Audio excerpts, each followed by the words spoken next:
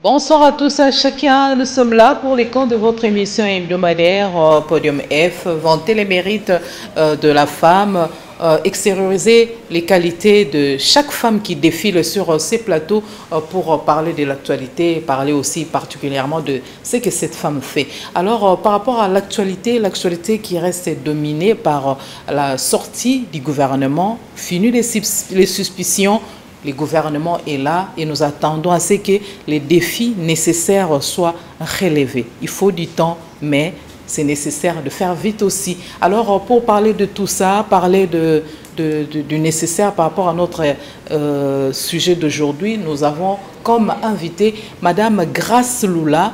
Grace Lula, qui n'est pas à découvrir, hein, c'est une femme qui a marqué ses empreintes en ce qui concerne les genders, le genre et consorts. Elle est coordonnatrice intérim du cadre permanent de concertation de la femme congolaise. Madame Grace, bonsoir. Bonsoir. C'est un plaisir énorme de vous recevoir en face de nous pour parler de l'actualité, parler de vous personnellement. Le plaisir est partagé. Vous êtes une femme qui se distingue, vous êtes sollicitée partout pour parler du genre, ainsi de suite. Et quel est votre secret dans ce que vous faites pour que vous puissiez le faire bien? Bon, je ne sais pas vraiment qu'est-ce que je peux vous donner comme recette, mais peut-être c'est mon background. J'ai étudié comme tout le monde, secondaire, puis j'ai fait l'ISP, à Kikwit, j'ai fait l'anglais, mais ici à Kinshasa, j'ai fait l'IFAD, gestion administration de projet, parce que pendant longtemps, après l'enseignement, je suis entré dans le monde associatif. J'ai parcouru des organisations, en commençant par la mienne, la Ligue des femmes pour le développement et l'éducation à la démocratie, l'IFDED, dans l'arrière-pays qui quitte dans le Kwilu. Et puis, je suis arrivé à Kinshasa grâce à la collaboration et au partenariat de mon organisation avec la Ligue des électeurs à l'époque sous Paul Nsapou. Et c'est sous son épaule que je vais faire un parcours dans les questions électorales, éducation civique électorale, monitoring des processus électoraux. On va faire vraiment un long parcours dans des pays africains pour l'observation des élections. Et à partir de là, je vais me retrouver dans la CEI, à l'époque de l'abbé Malou Malou. Mais je vais aussi faire un grand parcours dans les organisations des femmes, la collaboration avec les organisations des femmes, et dont Cause commune, RAF, Réseau Action Femmes. Et je vais collaborer avec CONAFED, Commission nationale Femmes et Développement, et quelques mouvements de femmes comme Campagne Nous Pouvons, conduite à l'époque par Janine Ngungu. Donc je vais en tout cas collaborer avec des grandes dames qui ont marqué le mouvement associatif féminin. Donc un CV plutôt bien garni, très élogieux. Madame Grace Lula, vous faites comment pour partager votre expérience, pour partager les qualités, les nécessaires, ce que vous avez comme bagage au reste de femmes? Bon, c'est vrai que il est très important pour les femmes qui émergent d'avoir toujours l'arrière-garde, donc de préparer la relève, parce qu'on n'est pas éternel. Bon, au niveau de mon organisation, j'ai toute une équipe de jeunes qui marchent avec moi, qui travaillent avec moi.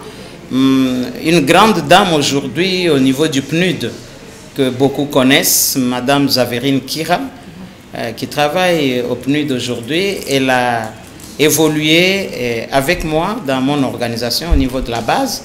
C'est de mon organisation qu'elle va se retrouver au PNUD. Pour moi, c'est un accomplissement parce que j'ai investi en elle et aujourd'hui, elle est au-delà de ce que moi je lui ai donné.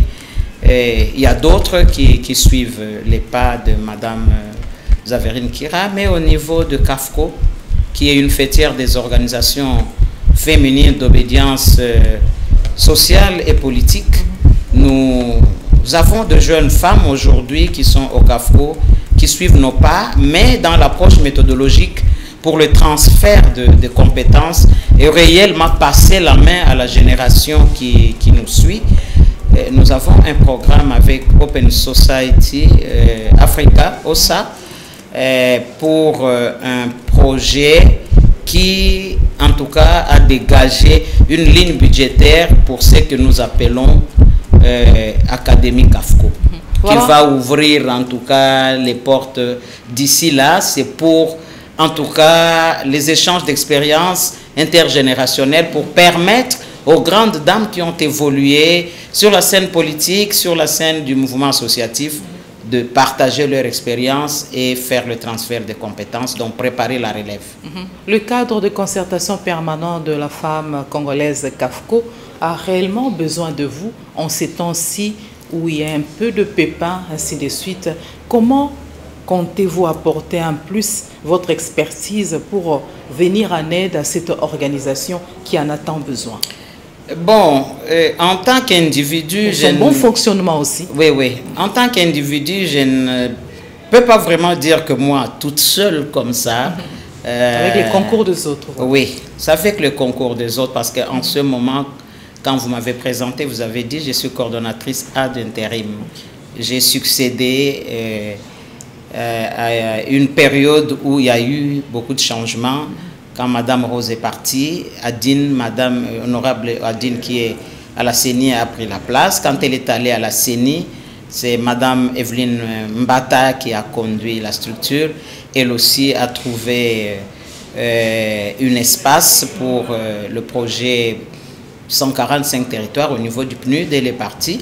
Et c'est là que une équipe de transition a été mise sur pied. Donc c'est une équipe que moi je CAFCO était très secoué, hein? Oui, c'est normal, hein, quand il y a des départs comme ça, au niveau du leadership, ça bouge, on a un peu l'impression que la barque va se renverser, mais heureusement pour... mais non, le calme est revenu. En tout cas, le calme est revenu. Bon, comme c'est une plateforme, une fêtière, dont les membres sont des organisations, et au sein des organisations, il y a autant de femmes qui aspirent aussi à plus de visibilité.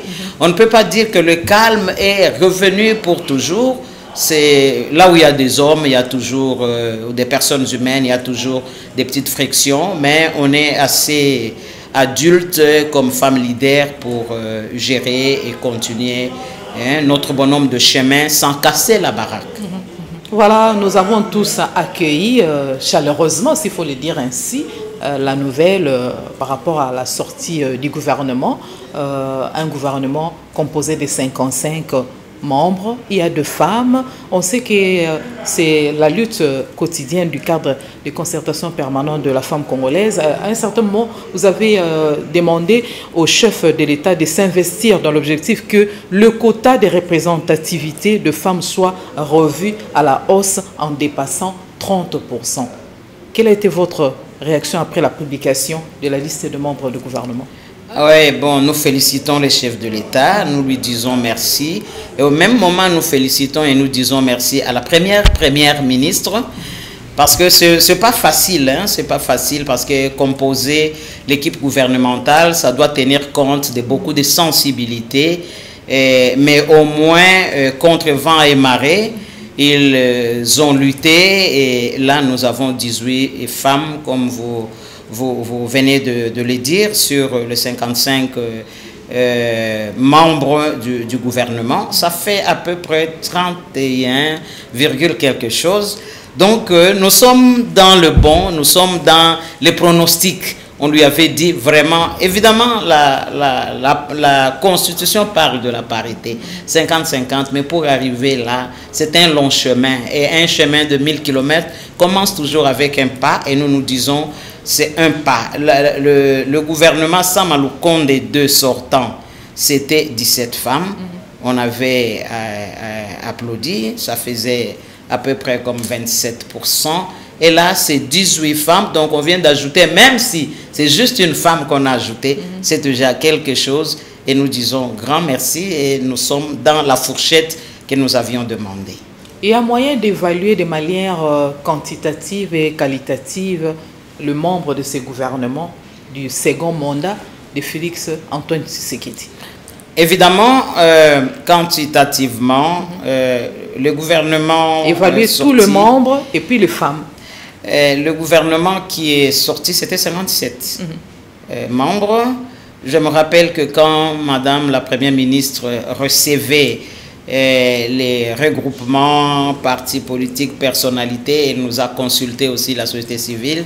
Elle avait en tout cas un chiffre qu'elle avait avancé, disait qu'il ne faut pas que les institutions soient trop budgétivores, il faut un peu revoir à la baisse. Elle misait sur 45 personnes au moins dans le gouvernement, mais je crois qu'elle a tenu compte des desiderata des uns des autres, de plaidoyer des uns des autres.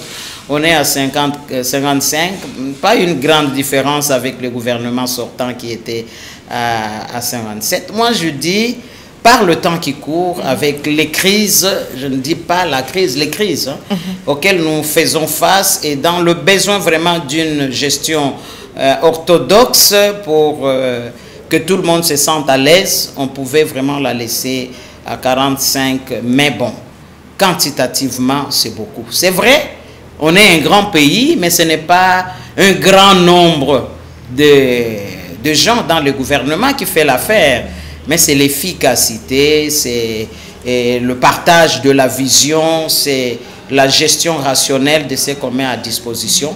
Mais le vin est tiré, il faut le boire. On est à 55%, 55 membres dans l'équipe gouvernementale, on assume. Maintenant, qualitativement, ça serait très osé. Le gouvernement vient de sortir aujourd'hui même à 1h quelques, donc 2 heures moins. On ne pourra pas déjà commencer à suppiter sur la qualité, parce qu'il y a des nouvelles figures, il y a des gens qui viennent d'entrer, qui viennent de faire leur entrée dans le gouvernement, que nous n'avons pas encore vu à l'œuvre dans une institution publique comme ça. Les Anglais disent « wait and see ». Donc nous attendons voir, mais au moins il y a seuls ou ceux qui sont rentrés, quelques figures qui étaient déjà dans... Et surtout que vous, les CAFCO, vous plaidez déjà pour que les femmes qui faisaient déjà partir de l'exécutif national puissent être reconduites. Est-ce qu'on peut savoir exactement pourquoi ça? Qu'il n'y ait pas permutation, qu'on puisse maintenir les femmes qui ont travaillé à l'exécutif passé. Je vois que vous suivez très bien les déclarations, les mémos que CAFCO publie. Ça, nous l'avons dit quand on composait le gouvernement Sama Lukonde II. On voulait vraiment que, pour besoin de la consolidation des acquis, que celles qui étaient dans le gouvernement Sama Lukonde I, on ne puisse pas trop les bouger, qu'elles restent. Et nous avons obtenu ça. On avait remercié le chef de l'État pour cela. En tout cas, presque toutes qui étaient dans le gouvernement Sama Lukonde I ont été reconduites et quelques-unes sont entrées. Mais ici, c'est un deuxième mandat du chef de l'État. C'est un autre gouvernement qui se démarque de ces deux premiers gouvernements sous Sama Lukonde. Maintenant, c'est le gouvernement sous Madame, Son Excellence, Madame Judith Suminwa Tuluka. C'est différent. Nous avons l'équipe que nous avons, bien que quelques personnes ont été reconduites. Comme Madame Eve Bazaïba. Madame Eve Bazaïba, ma Excellence Irène et Sambo par rapport aux femmes, et même Madame Excellence Wivine Moleka, qui était dans Sama Lukonde II, qui est reconduit en ce moment. Nous disons bravo pour Madame Irène Sambo. Elle est vraiment dans sa thématique et elle a fait énormément de choses. Madame Eve Bazaïba s'est vraiment démarquée avec cette thématique du gouvernement, enfin du ministère qu'elle a conduit. Et bon, on l'a reconduit et nous disons bravo, ça permet à ce qu'elle consolide ce qu'elle a commencé. Mais nous voyons qu'il y a aussi une battante, une activiste des droits humains qui est liée à CAFCO, Madame Léonie Kandolo, qui fait son entrée. Au ministère du Genre. Au ministère du Genre, oui, nous sommes très très contentes par rapport à ça parce qu'elle ne sort pas... C'est une dame de fer, c'est là. Elle ne sort pas du néant. Cette fois-ci, quand même, on a tenu compte de ses compétences. Oui. Et au-delà de la compétence, son combat aussi. Voilà. Beaucoup, un combat de longue haleine. De longue haleine. Beaucoup vont se rappeler qu'à l'époque Kabila, quand la CALCC initiait de marches pour que les élections se tiennent à date convenue en 2016, elle était parmi ceux qui étaient dans l'équipe de CALCC. Elle a été séquestrée avec d'autres. Donc pour nous, nous disons que c'est vraiment une méritocratie. C'est pas un cheveu dans la soupe et nous disons infiniment merci. Mais il y a d'autres qui sont des nouvelles, qui ont excellé aussi dans leur parcours, dans là où elles ont travaillé. Nous allons maintenant voir dans l'équipe gouvernementale comment elles vont s'approprier la vision du chef de l'État, la vision de la première ministre, et comment ils vont faire coalition entre eux, une synergie de travail, comment ils vont construire, toute l'équipe gouvernementale va construire la cohésion pour accompagner ce second mandat du chef de l'État. Voilà, les expertises, les personnes, ressources et les compétences existent dans le milieu de femmes et sont là dans tous les secteurs et à divers niveaux pour atteindre la parité, ainsi de suite. Alors on s'est dit, ainsi briser plutôt les plafonds de verre qui les limitent. Mais qu'est-ce qui fait que la participation de la femme, ça continue à poser problème, malgré les mémos, malgré tout ce que les structures de femmes font comme bruit, mais il y a toujours des blocages, il y a toujours des limites, ainsi de suite, alors que la femme a beaucoup de compétences. Oui, bon, il y a à boire et à manger là-dedans. Nous devons d'abord rentrer dans la façon dont nous avons été socialisés, hommes et femmes, dans nos cultures, dans nos coutumes. La tendance est de mettre la femme au second plan. Et donc, avec la question de la promotion et la défense des droits humains de la femme, la question de l'égalité de genre, égalité de sexe, souvent, les hommes ont un peu peur. Ils ont l'impression que les femmes veulent prendre leur place. Le problème ne réside pas aussi au niveau de responsables de partis politiques. Justement, je disais qu'il y a à boire et à manger. Je dis, on commence d'abord par comment nous avons été socialisés. L'homme a été socialisé comme étant chef. Chef dans la famille, mais chef au-delà de la famille. Donc, quand il est dans le parti politique, quand il est dans les instances de prise de décision, quand il a une parcelle de pouvoir, sa collègue femme qui est à côté, souvent, il ne la voit que comme la femme qui partage sa vie à la maison. Il veut se faire respecter dans le sens d'être chef, et le partage de responsabilité, il hésite à aller un peu plus loin. Et quand la femme qui est à côté d'elle est aussi une battante, il a l'impression qu'elle risque de lui prendre sa place. Donc il y a ça que nous tirons d'abord de notre culture, de nos coutumes, des préjugés qu'il y a, les stéréotypes qu'il y a autour de la femme. Ça nous accompagne depuis la socialisation, même quand nous avons étudié, ça reste collé. Donc si l'homme et la femme qui ont été ainsi socialisés ne brisent pas cette boîte de genre que les Anglais appellent de gender boxes, on a construit quelque chose que nous devons déconstruire pour reconstruire. On a construit le fait que l'homme est chef partout.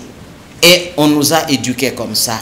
Mais maintenant, quand nous étudions et que nous avons des formations à gauche, à droite, ça commence à faire un chemin dans notre tête pour corriger ce qui avait été construit. Et quand on prend conscience, on déconstruit. C'est-à-dire qu'on casse les boîtes de genre qui mettent les hommes dans dans une moule et les femmes dans une autre moule. On casse ces boîtes de genre-là pour faire fusion, se donner la main et marcher ensemble. Alors là, on commence à reconstruire.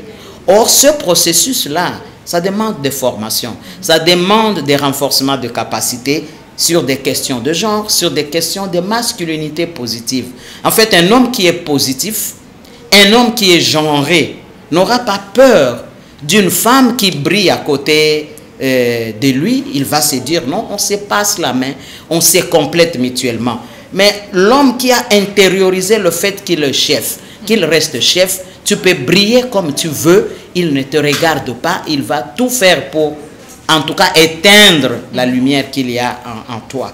Donc, des notions comme la masculinité positive, ça demande vraiment qu'on puisse intérioriser, qu'on puisse former la question du genre, de l'égalité des droits, l'égalité de sexe. Ça mérite que les gens y entrent. Alors, j'ai commencé par la culture, la coutume, la façon dont on a été socialisé. Maintenant, un homme qui est chef du parti politique. C'est vrai, les femmes, elles sont nombreuses au sein des partis politiques, mais elles sont à quel niveau? Comme des mobilisatrices qui préparent le chemin pour le chef, l'autorité morale et sa clique. La plupart des fois, elles sont en fait confinées dans la Ligue des femmes. Le gouvernement est là avec les femmes qu'on nous a présentées, ainsi de suite, mais le défi à relever sont multiples.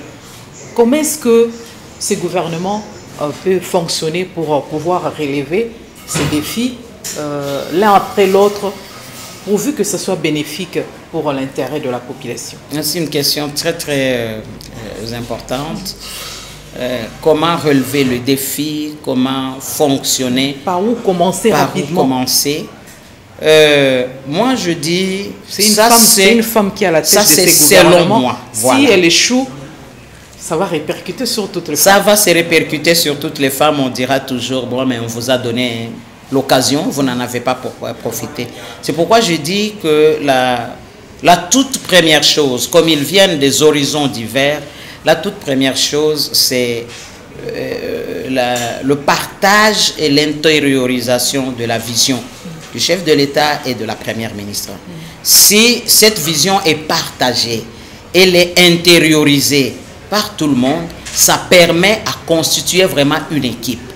Donc une équipe qui a une vision, qui a des objectifs à atteindre et qui sait par où commencer, comment marcher pour atteindre cet objectif-là. Donc le tout premier travail, c'est celui-là, c'est de constituer une équipe. Nous avons vu une équipe gouvernementale, des gens qui sont venus d'ici et de là, chacun avec ses ambitions aussi, chacun avec des objectifs inavoués.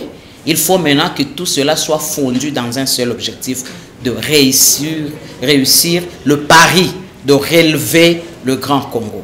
Réussir le pari d'amener le sourire aux lèvres du Congolais. Réussir le pari de la question et l'épineuse question de l'insécurité, qui n'est pas seulement à l'Est avec l'invasion, avec la présence des groupes armés, avec la présence du Rwanda à travers le M23, mais il y a aussi l'insécurité dans nos autres villes avec les Kuluna, les enfants de la rue, tout ça. Donc il faut vraiment que cela soit parmi les objectifs prioritaires. Le Congo a trop pleuré. Les gens ont beaucoup pleuré et nous continuons de pleurer. Et évidemment, la question de la pauvreté, il faut que sur l'assiette du Congolais, quelque chose revienne, que les gens puissent se soigner, que les gens puissent manger, que les jeunes trouvent l'emploi. L'inflation de notre monnaie aussi pose problème. Ça répercute sur le panier de la ménagère. Tu as raison. Parce que ce n'est pas par là qu'il faut commencer, soigner notre monnaie, donner de la valeur à notre monnaie. Au fait, il n'y a pas 1, 2 et 3. Okay. On peut commencer au même moment, simultanément, sur 2, 3, 4 axes et aller de l'avant. Parce que si vous commencez avec 1, bon, soignez d'abord la question de l'inflation. Entre-temps, les balles crépitent sur vous. Vous n'allez même pas vous asseoir pour manger, pour acheter quelque chose, pour rester à la maison. Donc, il y a des choses qui peuvent être attaquées de façon synchronisée. Tout ce qu'il faut, c'est de la volonté politique. S'il y a la volonté politique, il y a l'organisation, il y a le partage de cette vision du chef de l'État et de Madame la Première ministre. Ils vont faire une équipe soudée, ils vont faire un travail synergique, de sorte que ils se disent, c'est toute l'équipe qui gagne. Si nous perdons, c'est toute l'équipe aussi qui perd. Ce n'est pas la faute de Madame, ce n'est pas la faute de Madame la Première ministre, son Excellence Judith Suminwa, c'est que moi je n'ai pas fait ma part. C'est pourquoi je dis la toute première chose, c'est de partager cette vision-là, une sorte de transfert de la vision du chef de l'État, de Madame la Première ministre, qui doit s'asseoir dans la tête de chacun, quel que soit son regroupement politique, quel que soit ce qu'il peut écouter de son autorité morale.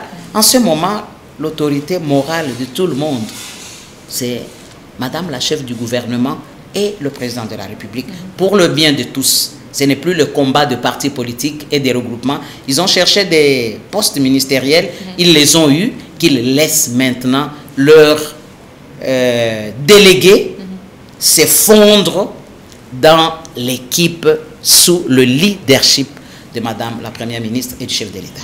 Voilà, le pays, moi je me dis, est en train de niveler vers les hauts ou vers les bas. C'est vraiment compliqué d'en parler maintenant parce que le gouvernement est là. On va découvrir les performances de chaque membre dans son secteur, dans chaque secteur de la vie. Mais la notion ou la réalité de le peuple d'abord, ce slogan-là, le peuple d'abord, il faut relever les défis économiques, il faut investir pour qu'on ait une agriculture de compétition, il faut de routes, de dessertes agricoles, il faut voir la question de l'électricité, de l'eau potable, donner à manger aux Congolais, tout ça. Il faut commencer ça au même moment, selon Madame, relancer tout ça au même moment. Mais quelque part, on dit aussi qui trop embrasse mal les trains, ainsi de suite.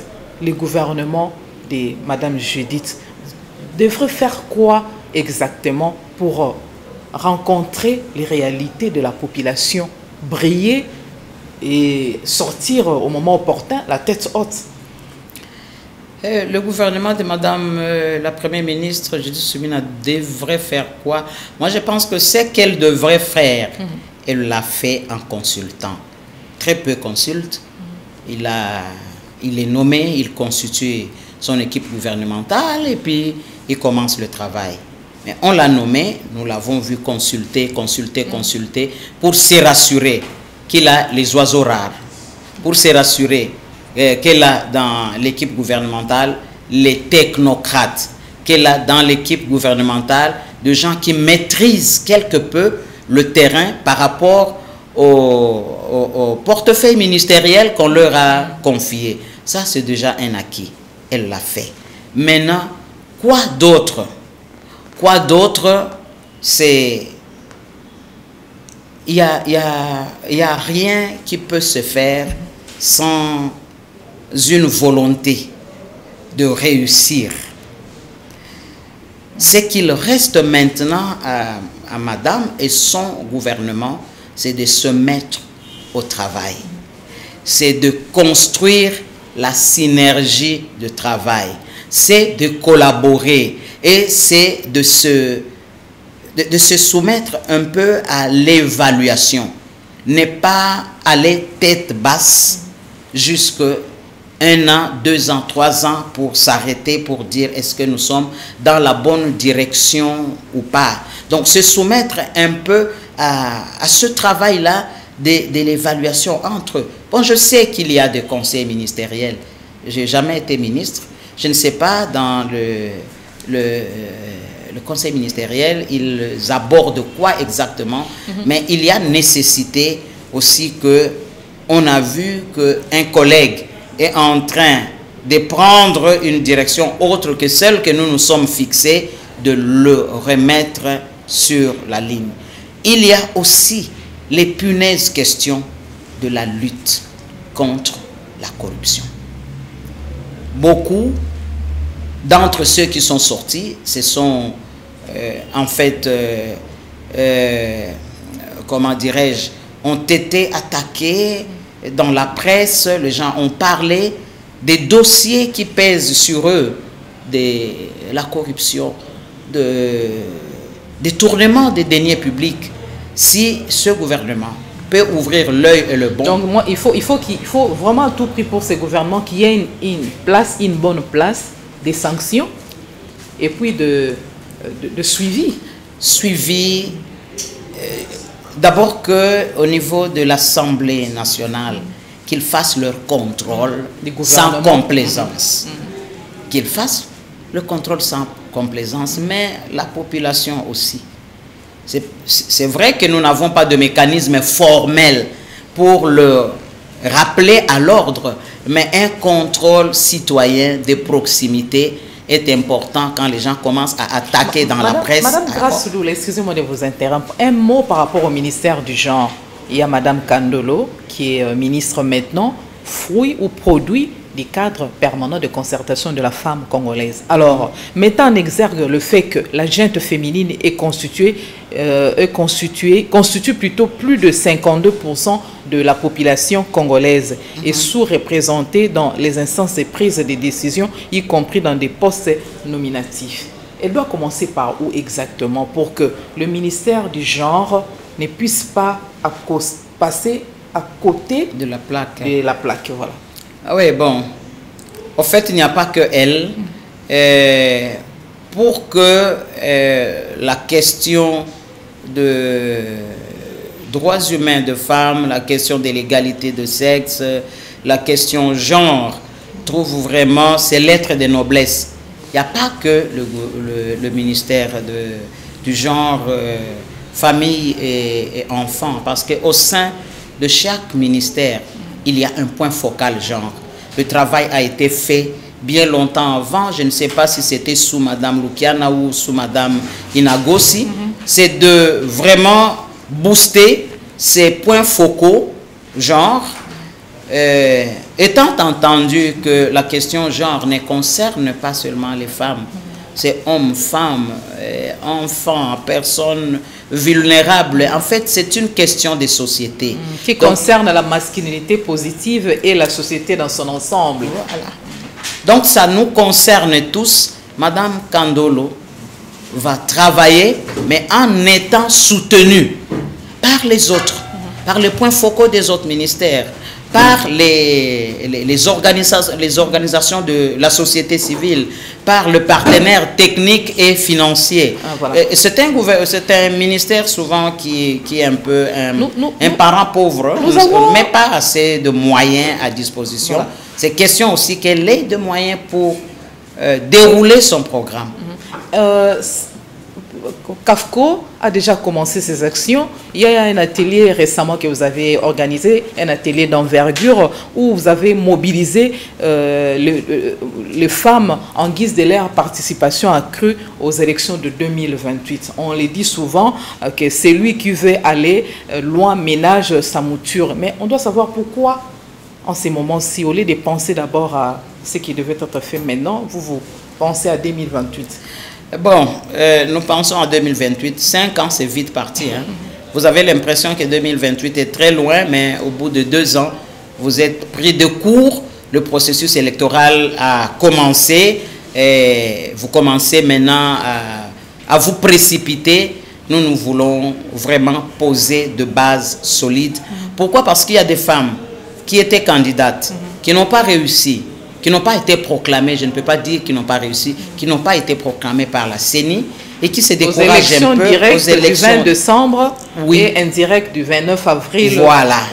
Donc, qui tombent dans le découragement, il faut leur donner un peu plus de force, il faut le remotiver, il faut le remobiliser parce qu'on n'a pas terminer aussi le processus. Il y a des élections au niveau local, hein, au niveau de la base qui vont venir. Et c'est des élections qui construisent la démocratie à la base. Il y a beaucoup de femmes, de problèmes qui rongent la femme. Est-ce qu'on peut... Il y a moyen que vous puissiez un peu identifier les principaux obstacles qui entravent la participation, surtout politique, de femmes? il y a d'abord le fait de manque de moyens. On ne fait pas la politique quand vous n'avez rien. Et souvent, les femmes s'improvisent. Ou on les prend de court par les partis politiques, comme dernièrement aux élections que nous venons de connaître. Donc, venez, nous allons vous mettre sur notre liste. Et on la met sur la liste. Mais elle prend le processus, en fait, en cours de route. Elle ne s'était pas préparée en amont. Et puis, il y a la campagne qui arrive, vous la laissez sans moyens. Et elle-même, en amont, ne s'était pas préparée. Et après, on dit, les femmes, bon, qu'est-ce qu'elles valent? Elle était candidate, elle a engagé combien de voix? Il y a le fait que la femme doit se préparer d'abord elle-même de façon suffisante avant que le parti politique la soutienne s'il y aura ce moyen-là. De deux, il y a un autre problème, c'est travailler. La femme doit travailler sur elle-même. La confiance en soi. Voilà, la confiance en soi. Beaucoup hésitent. Ils se disent, si je dis quelque chose qui n'est pas dans les normes, on se moquera de moi. Mais c'est en forgeant qu'on devient forgeron. Ils doivent construire la confiance en eux. Au cours de cet atelier, vous avez parlé aussi de comment trouver des solutions pour renforcer la participation politique de femmes en guise de restaurer leur leadership après les élections de 2028. La question du genre concerne, pour que nous puissions aboutir à... pour que nous puissions arriver à rééquilibrer les paysages politiques en République démocratique du Congo. En guise de rappel, une soixantaine de femmes ont été élues à l'Assemblée nationale, 15 au Sénat et une gouverneure. Ces écarts confirment que les femmes ont encore de défis à relever pour atteindre une représentation politique équitable. Voilà, Madame Grace, nous sommes presque à la fin de cette émission. Vous avez 10 secondes pour un message particulier par rapport à tout ce qui a été développé. Un message en direction des femmes qui viennent d'être nominées.